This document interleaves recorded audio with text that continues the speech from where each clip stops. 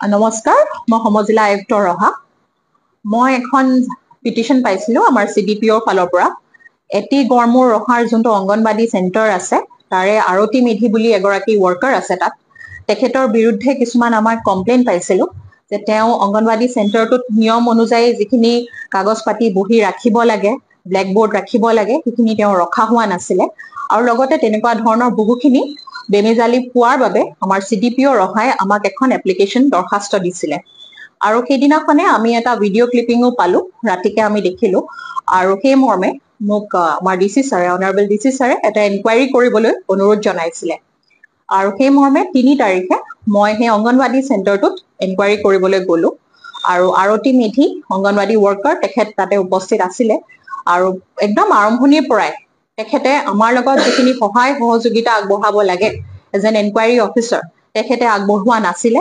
তেখেতৰ ব্যৱহাৰ খুবেই বেয়া আছিলে, খুব দুৰ্ব্যৱহাৰ কৰিলে, কিছুমান মোক কব নলগা কথাও তেখেতে কলে।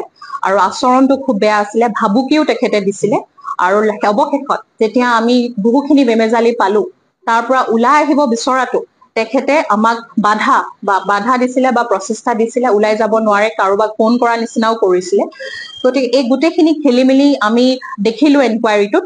আৰু তেখেতে যিহেতু যোনটো ডিপাৰ্টমেণ্টেল প্ৰচিজিং বা ডিপাৰ্টমেণ্টৰ যোনখিনি নিয়ম তেওঁ পালন কৰা নাই, তেওঁ এই গোটেই কথাখিনি যেনেকে তেওঁৰ অথৰিটিক জনাব লাগিছিলে, সেই অথৰিটিক তেওঁ কথাখিনি তেওঁ জনোৱা নাই। সেই বস্তুখিনি আমি খেলি মেলি পালো। তাৰ বাবে বাৰু আমি যি কৰিব লাগে সেইটো চাই আছো, কি কৰিব পৰা যায়।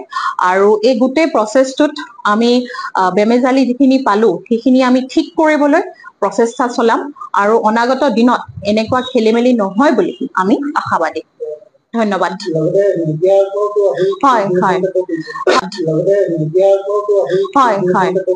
হয়, সেই কথাটোত মই কব বিচাৰো, যেতিয়া আমি এনকুৱাৰী কৰি আছিলো, আমাৰ আৰতি মেধিৰ বাইদেউ গৰাকীৰ যিখিনি আচৰণ আছিলে, অংগনবাদী ৱৰ্কাৰ বহুতো বেয়া আচৰণ আছিলে। সেই আচৰণত মই তেওঁক এইটোৱে প্ৰশ্ন কৰিছিলো যে আপুনি যোনখিনি খেলি মেলি পাইছে বা যোনখিনি অসুবিধা তেওঁ মিডিয়াৰ আগত কৈছিলে, সেই অসুবিধাখিনি তেওঁৰ অথৰিটি বা তেওঁৰ SA বা CDPO DSW তেওঁলোকক জনাইছিলে নাই? তেওঁ মোক কৈছিলে যে সেইখিনি তেওঁ জনোৱা নাই, বা তেওঁ কোনো ধৰণৰ লিখিতভাৱে যে জনাইছিলো তাৰ প্ৰমাণো তেওঁ দিব পৰা নাছিলে। তেতিয়া মই কৈছিলো আপোনাৰ দায়িত্ব আছিলে এইটো জনোৱা, কাৰণ আপুনি আপোনাৰ এপইণ্টিং অথৰিটিক জনাব লাগে। আৰু যদি তাৰ পিছত কাম নহয়, মই আছো, CDC আছে, আমাৰ DC ছাৰ আছে, আপুনি তেওঁলোকক জনাব লাগিছিলে, আমাক জনাব লাগিছিলে।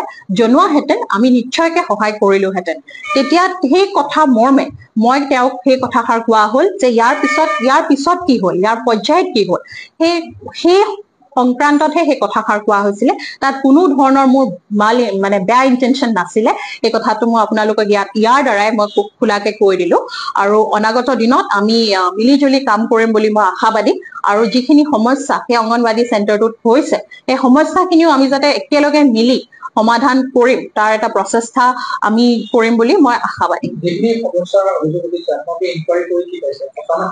সমস্যাৰ ভিতৰত ধৰক কাৰেণ্টৰ ইছ্যুটো আছে, কাৰেণ্টৰ সমস্যাটো আছে। আৰু কাৰেণ্টৰটো APDCL ইতিমধ্যে আমাক জনাইছে যে তেওঁ এনেকুৱা বহুখিনি অংগনবাদী চেণ্টাৰত এইটো সমস্যা আছে, আৰু এইটো ডিপাৰ্টমেণ্টে এইটো টেক আপ কৰিছে। আৰু ৰিগাৰ্ডিং আপুনি PHC-টো সেইটো আমি ডিপাৰ্টমেণ্টক এইটো জনাম, আৰু খুব সোনকালে ইয়াৰ সমাধান দিবলৈ আমি চেষ্টা কৰিম।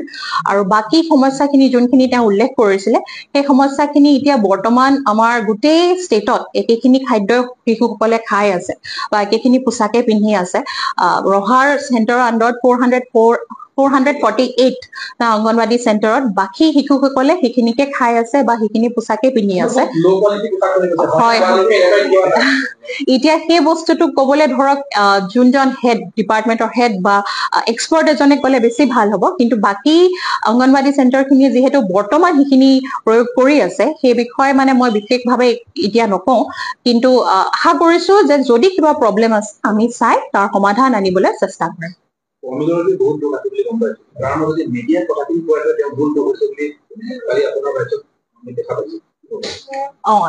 এইটো কাৰণে কোৱা হৈছে, এজন গভৰ্ণমেণ্টত যেতিয়া এপইণ্ট কৰে এগৰাকী ৱৰ্কাৰ, তেখেতৰ কিছুমান দায়িত্ব আছে, কিছুমান নিয়ম আছে। সেই দায়িত্ব আৰু নিয়মটো তেওঁ পালন কৰিব লাগিছিলে। তেওঁ হয়তো সেইটো অৱগত আছিল নে নাছিল সেইটো মই গম নাপাওঁ।